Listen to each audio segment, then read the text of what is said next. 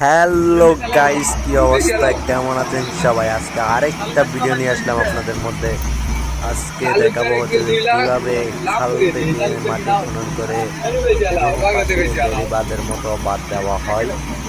আর যারা আমাদের চ্যানেলে নতুন আছেন তারা সবাই চ্যানেলটি সাবস্ক্রাইব করে দিবেন আর একটি করে লাইক করে দিবেন ভিডিওটাতে।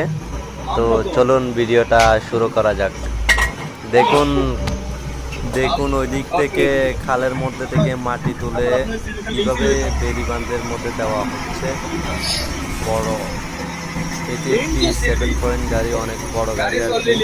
এটা দিয়ে খালের মধ্যে বেড়িবাঁধের কাজ করলে অনেক সুবিধা পাওয়া যায়। সেই জন্য বেশিরভাগ খাল খননের কাজের মধ্যেই 7 গাড়ি আর একটি আছে লংবুম গাড়ি, ওইগুলো দিয়ে কাজ করা হয়। দেখুন কিভাবে খাল থেকে মাটি নিয়ে এই পাড়ের মধ্যে দেওয়া হচ্ছে। পাড়ের মধ্যে দেওয়ার পর এগুলো আবার